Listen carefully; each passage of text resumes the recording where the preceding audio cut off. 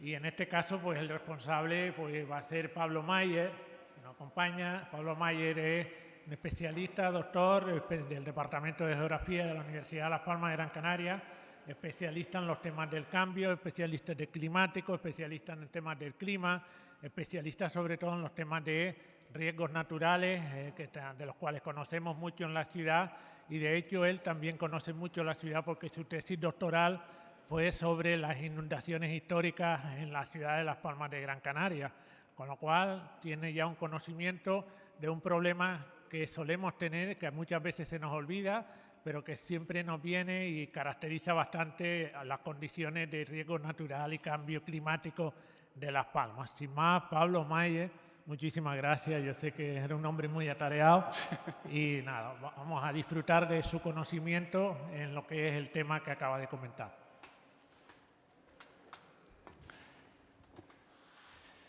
Bueno, buenas tardes a todas y a todos. En primer lugar, quiero agradecer y felicitar al Ayuntamiento de Las Palmas de Gran Canaria, concretamente al área de urbanismo, por la celebración de esta jornada sobre los retos y soluciones de la ciudad sostenible en el marco del Plan de Acción para la implementación de la Agenda Urbana Española en Las Palmas de Gran Canaria. También quiero agradecer a Santiago, que me ha invitado para dar esta charla hoy aquí. Como bien dijo al principio, dice, no, vas a hablar de inundaciones. Y digo, no. Esta vez vamos a cambiar un poco el tema. Creo que me resultaba más interesante hablar un poco de aspectos relacionados con la difusión y digamos, la implementación de la información climática que pueda ser útil para las administraciones públicas, también para los usuarios que normalmente demandan y buscan información climática. Y les voy a mostrar un proyecto que hemos hecho nosotros en el marco de un convenio de colaboración, como les explicaré un poquito más adelante, entre la Consejería de Transición Ecológica, Lucha contra el Cambio Climático y Planificación Territorial, que consiste básicamente en la realización de un atlas climático digital para Canarias. ¿A dónde foco? Vale. Como les estaba comentando, desde hace cada vez más décadas, organismos públicos y privados demandan información climática y meteorológica. Y una de las formas de mostrar esta información, quizás de una forma sencilla, accesible, que todo el mundo comprende, es mediante mapas. Y por eso, desde hace ya bastantes años, queríamos, o yo por lo menos quería realizar un atlas digital que permitiera ser útil para todas aquellas personas que demandan este tipo de información. Es verdad que en España no existen muchos ejemplos que yo les pueda mostrar de atlas climáticos digitales. Hay uno de la península ibérica que incluye Baleares. Es verdad que sí hay trabajos de atlas climáticos realizados, por ejemplo, por la Agencia Estatal de Meteorología, pero no dejan de ser documentos en formatos, por ejemplo, PDF, ¿no?, que todo el mundo puede consultar, pero queríamos buscar un ejemplo de algo más interactivo. Fuera de nuestro país, es verdad que sí existen ejemplos de atlas climáticos que permiten mostrar información climática. Yo les he puesto el ejemplo del Atlas de Hawái, que fue un poco el que nos sirvió de marco y de inspiración también para realizar este Atlas Climático de Canarias. Es verdad que en este caso incluye muchísima más información, además de la climática, con otros formatos, pero bueno, en cualquier caso, digamos que nos sirvió un poco de referente para lo que nosotros hicimos. También otra novedad que tiene este atlas, a diferencia de otros, es que incluye aspectos relacionados con el cambio climático. Normalmente no se encuentran atlas donde tú puedas ver información climática, que puedas descargar esa información y que además tenga un apartado específico de cambio climático. Esto normalmente no suele ser así. Pero es verdad que cada vez los organismos internacionales están haciendo más esfuerzos por hacer visible el cambio climático, y prueba de ello es, por ejemplo, el último informe del Panel Intergubernamental del Cambio Climático, donde precisamente se ha hecho un esfuerzo por mostrar las proyecciones sobre cambio climático. Claro, estamos hablando de escalas amplias, de escalas regionales, que lógicamente con un objetivo de mostrar los efectos del cambio climático en el mundo. Fíjense que Canarias queda reducida a un pequeño punto en medio del Atlántico, pero bueno, sí es verdad que este esfuerzo desde el panel intergubernamental por mostrar, por ejemplo, las tendencias o las variaciones en distintos escenarios del cambio climático a escala mundial, pues no deja de ser un referente interesante. Bien, como les decía, en diciembre de 2020 se firma un convenio entre la Consejería de Transición Ecológica y la Universidad de Las Palmas de Gran Canaria, concretamente el Grupo de Geografía Física y Medio Ambiente que está adscrito al Instituto de Oceanografía y Cambio Global. Y el objetivo de este mapa, de este atlas, era crear un portal donde mostrar las peculiaridades topoclimáticas de Canarias. Aquí estamos acostumbrados en Canarias a utilizar el término de microclima, pero no es un concepto que realmente climáticamente sea adecuado utilizarlo. Queda bien decir que en Canarias hay muchos microclimas, pero un microclima no deja de ser algo muy reducido como puede ser este parque que tenemos aquí. Ahí hay un microclima específico.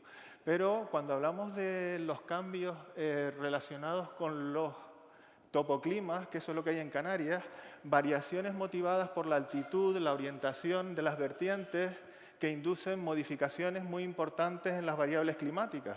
Por eso quizás lo correcto sería más hablar de topoclimas. Y por eso los mapas que mostramos en el atlas de esas diferentes variables pues están en una resolución en torno a 100 metros, que consideramos que era una resolución adecuada para poder mostrar la información climática. Aportamos un apartado específico de cambio climático y otro de los objetivos del atlas era intentar integrar otros trabajos de otros equipos de investigación, de otras universidades que también están trabajando sobre cambio climático en Canarias y que sirviera también para mostrar sus resultados en él, ¿no? Bien, ¿cuáles son los parámetros y cuál fue la metodología que se utilizó en la realización de este atlas? Bueno, los parámetros o variables climáticas que se emplearon fueron esas que ven ustedes ahí: la temperatura, la precipitación, la humedad relativa, la nubosidad, el viento y la radiación, ¿vale? Son todos mapas a escala mensual y a escala anual y las tendencias de la temperatura y de la precipitación con las variaciones decadales, y otros productos que se realizaron fueron los mapas con la clasificación climática de Köppen y los mapas de evapotranspiración potencial. Bien, lo que más llevó tiempo para la realización de este atlas, lógicamente, es la obtención de la información climática de partida, y en este sentido se consultaron todas las bases de datos de todos aquellos organismos que gestionan información climática. En este sentido, en Canarias, por supuesto, tenemos la Agencia Estatal de Meteorología, que son los que durante décadas se han encargado de instalar y gestionar redes de observación meteorológica, pero también con el paso de los años se fueron incorporando también otras redes de observación. Por ejemplo, en las islas orientales de Canarias tenemos una red amplia de estaciones pluviométricas que en su origen fueron instaladas por el Servicio Hidráulico de Las Palmas, pero que después ya han pasado a responsabilidad de los consejos insulares de aguas de los cabildos. En el caso concreto de la isla de Tenerife tenemos una amplia red de sensores de estaciones meteorológicas que están registrando datos con un fin agroclimático. Es la red precisamente que tiene el Cabildo en la isla de Tenerife, o los que se han ido instalando en la isla de La Palma, y también el Instituto Canario de Investigaciones Agrícolas, que también ha ido instalando distintas redes de observación en todas las islas. Bien, es interesante también que por último obtuvimos también, aunque no lo pudimos incorporar en los análisis, los datos de los sensores que tiene, por ejemplo, el Instituto Astrofísico de Canarias en los observatorios de Tenerife y de La Palma. Bien, ¿qué se hacen con estos datos? Lógicamente, una vez que hemos construido una base de datos con todas las observaciones que ha habido en Canarias desde sus inicios hasta la actualidad, ¿cuál sería el gran reto? Pues ver serie a serie si está bien, si tiene errores, si están bien los datos, y se trabajó, por tanto, en un análisis estadístico que tiene como fin prioritario que esas series pues, sean lo que se dice homogéneas.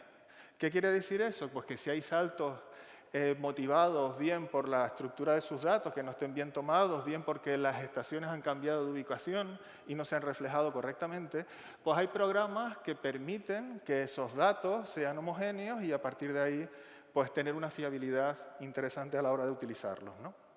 El otro gran reto, y este quizás es también uno de los más importantes, es cómo interpolar esos datos. Es decir, Una vez que tenemos esa red de datos de temperatura, de precipitación, de humedad, etcétera, ¿cómo los podemos mostrar? Para eso hay distintos programas con base en R que integran en los procesos de interpolación otras variables, como puede ser la altitud, como puede ser la orientación, la pendiente, de cada punto, consiguiendo de esa manera una buena resolución espacial de 100 metros.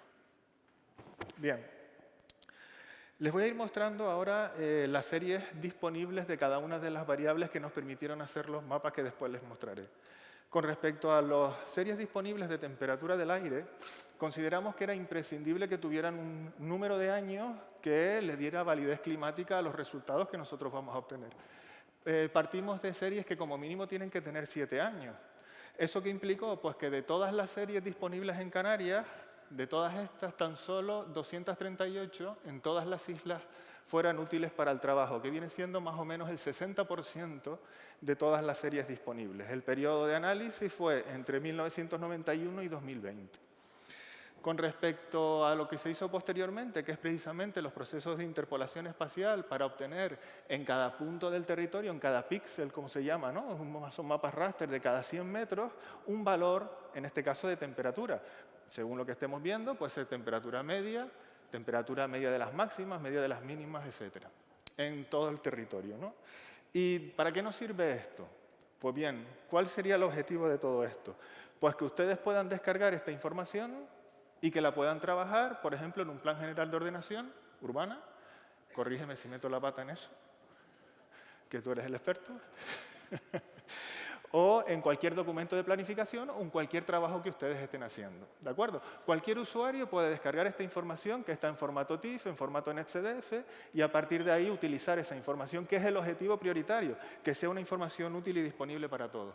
Aquí yo, por ejemplo, he puesto estos mapas de temperatura media de las máximas, de las mínimas y la temperatura media en Gran Canaria. La escala no se corresponde con la del mapa porque está para todas las islas.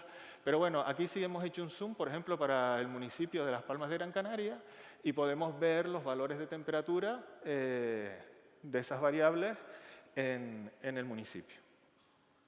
Bien. Con respecto a los datos de precipitación, aquí hay una gran diferencia entre las islas orientales y occidentales por lo que dije antes. Mientras que en las islas orientales ha habido una labor interesante de instalación de pluviómetros por todas las islas del entonces servicio hidráulico y que ha pasado ya a manos de los consejos insulares, en las islas occidentales fue un problema. ¿Por qué? Porque en las primeras décadas, del 70, por ejemplo, al 80, no había muchos datos con los que hacer los mapas. A partir de la década de los 80 se hizo un esfuerzo de instalación de numerosos puntos de observación, pero con la desventaja de que no hubo un mantenimiento ni un nivel de control de todos estos pluviómetros que se fueron instalando. Se instalaban, se desinstalaban, no tenían continuidad. De manera que en el Hierro y en La Gomera el número de datos disponibles para hacer mapas a partir del año 2008 son muy poquitos. A lo mejor solo tenemos 5 o 6 datos para toda la isla, lo cual genera problemas a la hora de hacer mapas, lógicamente con datos de observación. Bien, a partir de ahí, con el mismo procedimiento que les indiqué antes, podemos hacer los mapas de las precipitaciones medias mensuales y anual de cada una de las islas. Fíjense, por ejemplo, la diferencia de puntos de observación que hay en Gran Canaria con respecto a los que hay en La Palma, ¿no? Por ejemplo, y a partir de ahí, pues podemos hacer lo mismo, los mapas por medio, por ejemplo, de las temperaturas, de las precipitaciones. Yo les he puesto el ejemplo de la isla de Gran Canaria y un zoom que hemos hecho sobre la ciudad de Las Palmas de Gran Canaria, perdón, sobre el municipio de Las Palmas de Gran Canaria. Bien, ¿qué pasa con la humedad? Pues si teníamos pocas series de temperatura, de humedad también hay poquitas. Tan solo hay 134 puntos de observación en todas las islas. Con esto hacer mapas de interpolación es muy difícil. Con lo cual, en este caso, solo tenemos, ya digo, el 50% de los datos disponibles.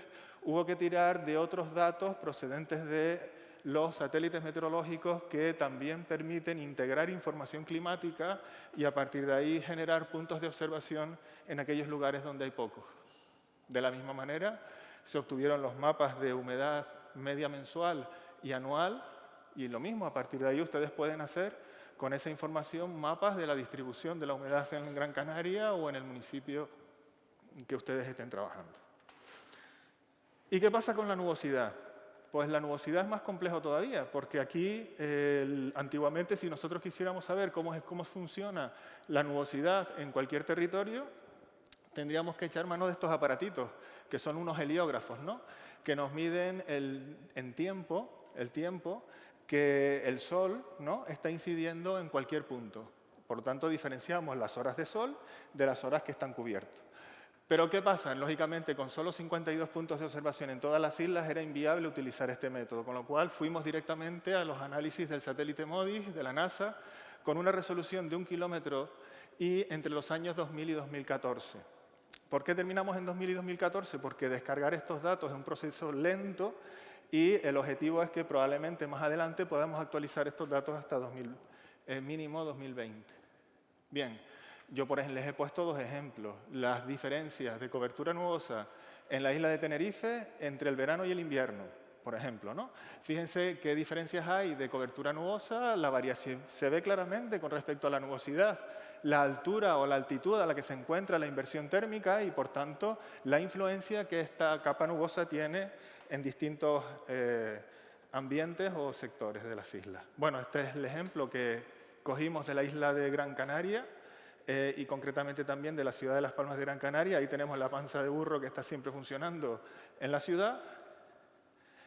Y con respecto al viento, pues también teníamos, esto sí que es una variable muy difícil de procesar a la hora de realizar un mapa de viento debido a las modificaciones que imprime, ¿no?, el relieve y el escaso número de observaciones terrestres que tenemos de esta variable. Casi todos los observatorios están en costa, por lo tanto a veces es muy difícil obtener datos. Por tanto, aquí se hicieron estos mapas con los datos del proyecto europeo WERRA, que son conjuntos de datos de reanálisis meteorológicos que nos permite realizar con una aproximación importante al comportamiento del viento a una resolución que a nosotros nos interesaba, que era de 100 metros, y el periodo de análisis fue entre 2000 y 2018.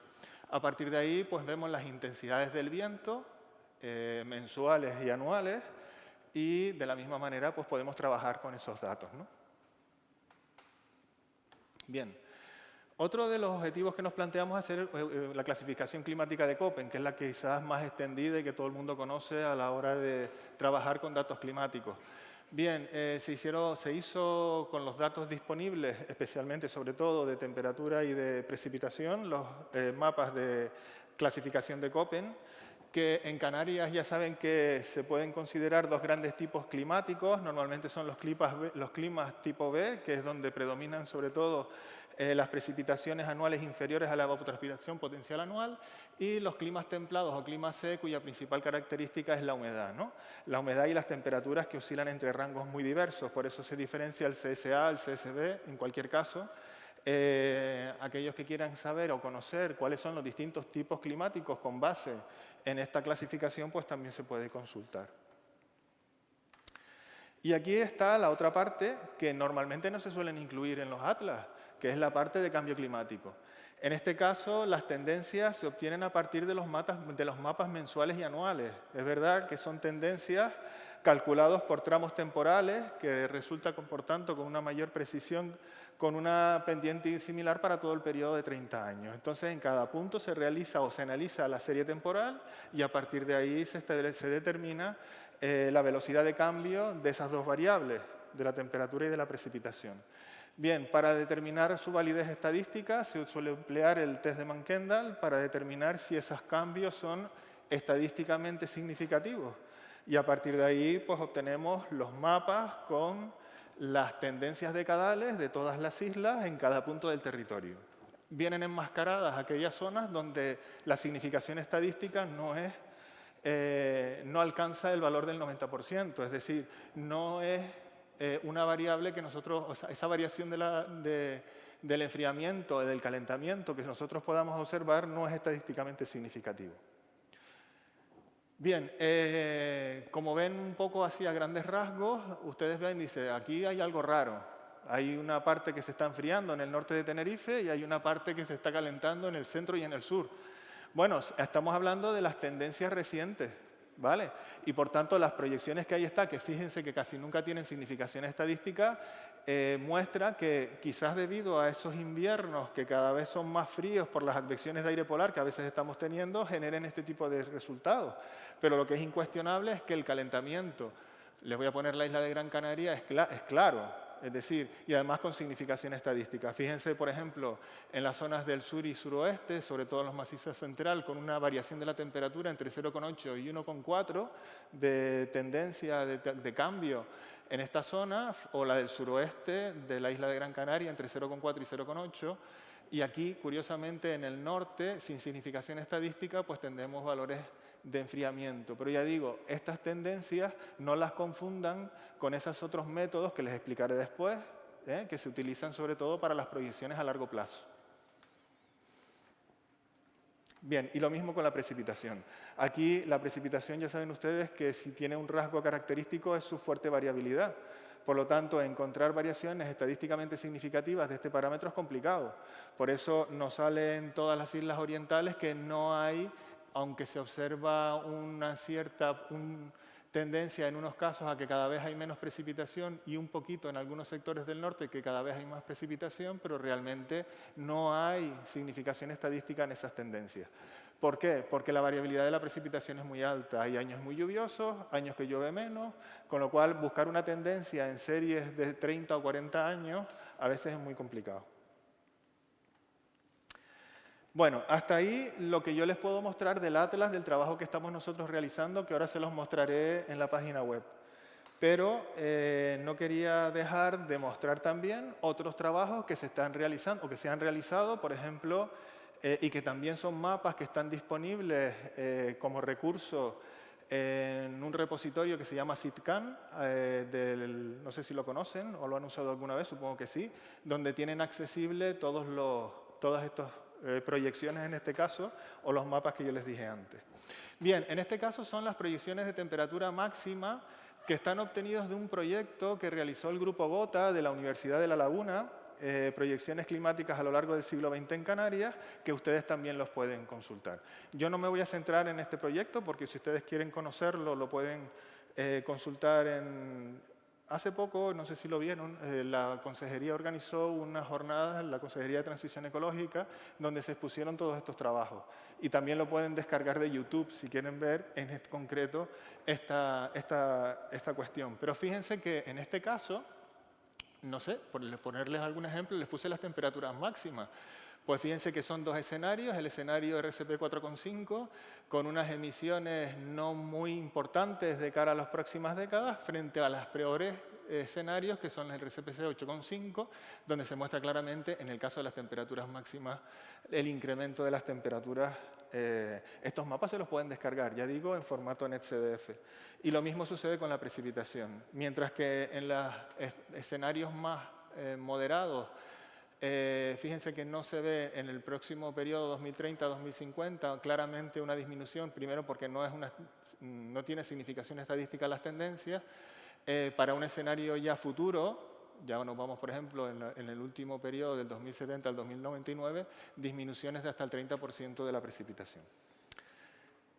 Bien, he ido rápido porque a mí me interesaba más ver ahora lo que es la página web y mostrarles los resultados, pero bueno, hay unas perspectivas de futuro con respecto al atlas que les mostré, que es precisamente incorporar todas aquellas series del Instituto Astrofísico de Canarias o de los parques nacionales que permitan una mejor resolución en esos mapas, ampliar el periodo de análisis con los datos de esa cobertura nubosa hasta el 2020, realizar análisis estacionales de las tendencias de la temperatura y de la precipitación. Actualmente solo están las tendencias mensuales y anuales.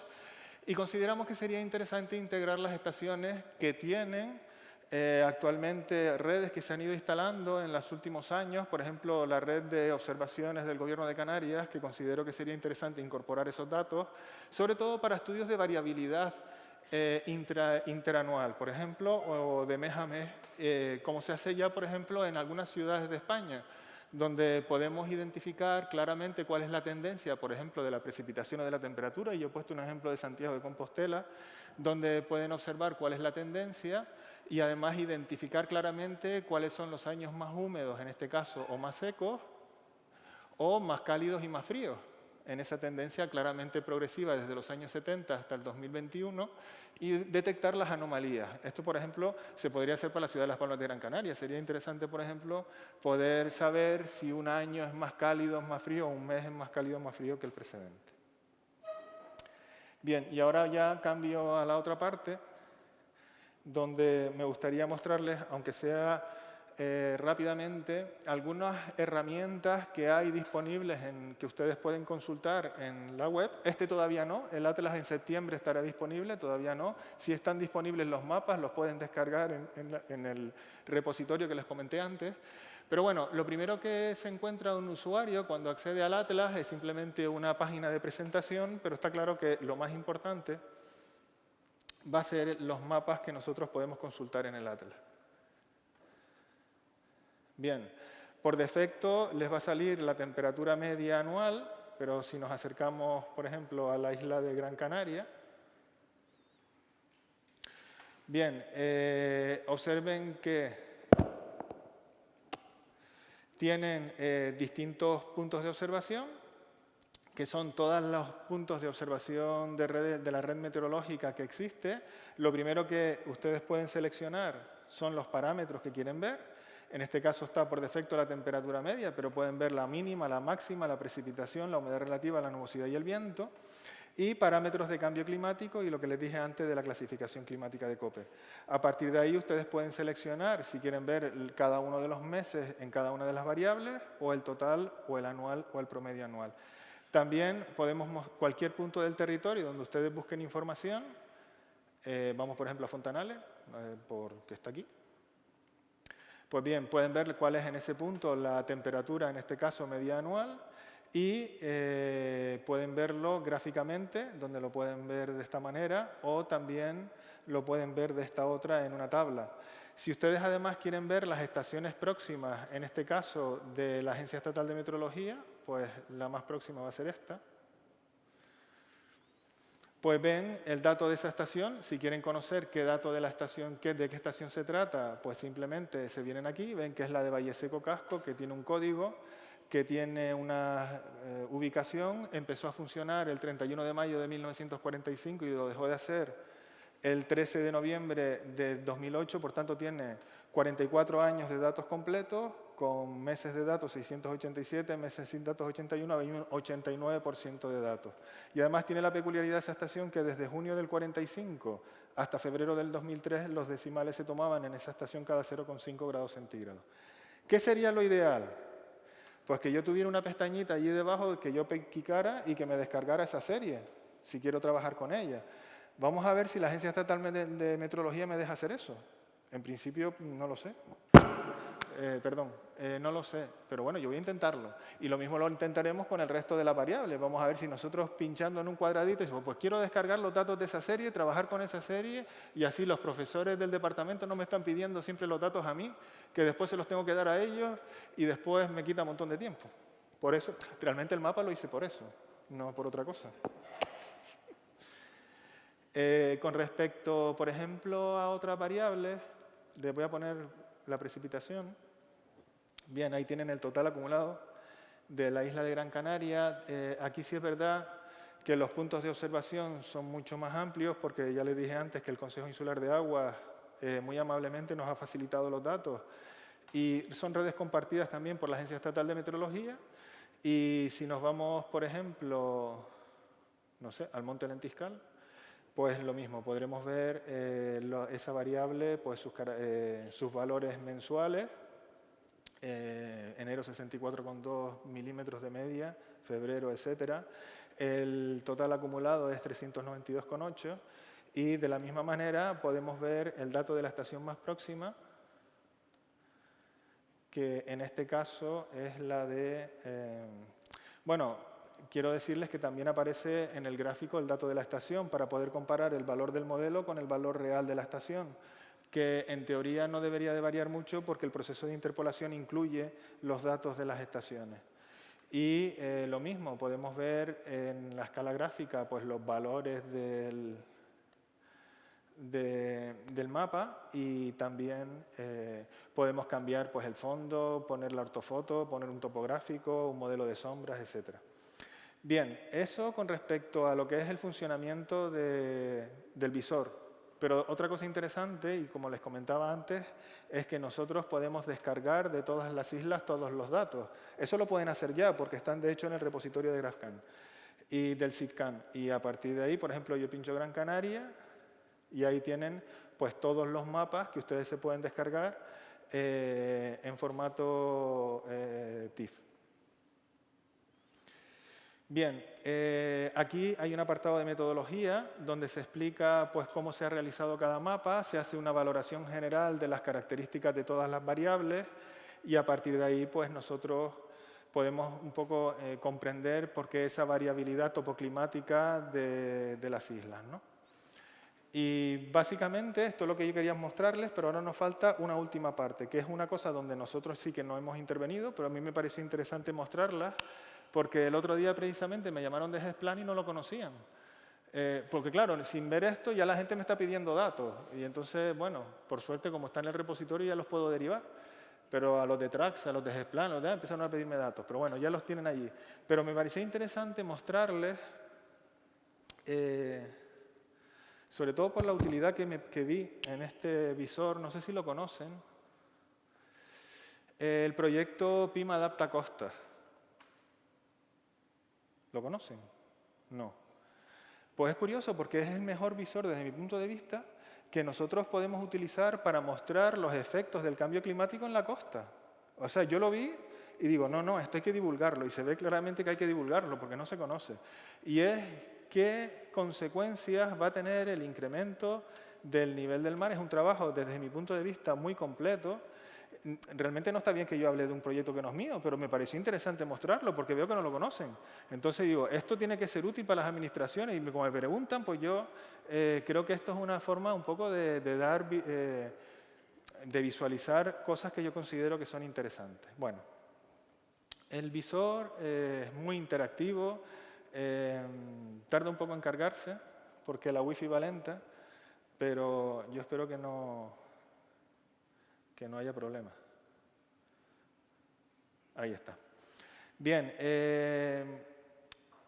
tienen distintas capas de información, eso es lo primero. Y en las capas de información ustedes pueden visualizar, a ver, como no tengo ratón voy despacio. Esas líneas rojas son los lugares, digamos, más conflictivos, entre comillas, que desde el punto del cambio climático vamos a tener en las zonas costeras de Canarias. Y como estamos en el Ayuntamiento de Las Palmas de Gran Canaria, yo me voy a centrar, pues lógicamente, en la línea roja que está ahí, que como saben ustedes, es la cantera. Bien, aquí lo que se hace es, con base en distintas proyecciones de cambio climático que están referidas al 5º informe, no al nuevo, que ya está publicado, se obtuvieron cotas de inundación para distintos escenarios en las distintas zonas de Canarias. Imagínense, nosotros tenemos 1.500 kilómetros de costa. Imagínense lo que ha sido este trabajo desde ese punto de vista y para distintos escenarios nosotros podemos identificar cuáles van a ser las consecuencias permanentes o en los distintos temporales con periodos de retorno a lo mejor de 50 o de 100 años, las consecuencias en la costa. Y en este caso yo pues me centré en la playa de las Canteras. Bueno, yo no sé si ustedes tienen previsto tener un hijo o una hija en los próximos años. Pero bueno, si ustedes se animan, y vamos a suponer que hoy nace, o en los próximos, dentro de 9 meses, nace una niña o un niño, pues claro, dentro de 20 años uno se dirá, pues yo quiero ir a la playa de las Canteras a coger sol como lo han hecho toda la gente de la ciudad de Las Palmas de Gran Canaria. Va a tener un problema, porque cuando ese niño tenga 20 años, vamos a ver qué pasará en la zona de las canteras. Bueno, hay distinta información. Como ven, ustedes tienen aquí infraestructuras críticas. Bueno, ahí están todas las infraestructuras en zonas de costa que puedan verse afectadas por este fenómeno, ¿no? Pero nos vamos a ir básicamente a las amenazas de inundación costera. Bien, vamos a un escenario no muy complicado. RCP 4,5, la subida del mar con cambios permanentes para un temporal gordo, un oleaje de esos que a veces vienen, que afectan a la costa y todo este tipo de cosas. Bien, ahí ven que ya la playa está totalmente cubierta por el mar, con lo cual en ese temporal no se puede estar en la playa, en ningún sitio, porque ves que está totalmente inundada. Pero si vemos los cambios permanentes, vamos a ver qué nos queda de playa. Pues bueno, va a ser muy difícil ya encontrar un sitio donde poner la toalla. Y no estamos, el chiquillo ese que ya tendrá 20, 30 años, pues no va a encontrar muchos sitios donde poner la toalla. Pero es que si nos vamos al peor escenario, que es para donde vamos, y siento decirlo, pues es que ya realmente, y fíjense que lo voy a poner como subida del nivel del mar para final de siglo, en este caso para el año 2100, es decir, cuando tenga nietos, ese chiquillo, pues, o chiquilla, en este caso la subida del mar, y no estoy poniendo el escenario más complicado, pues ya no tiene playa.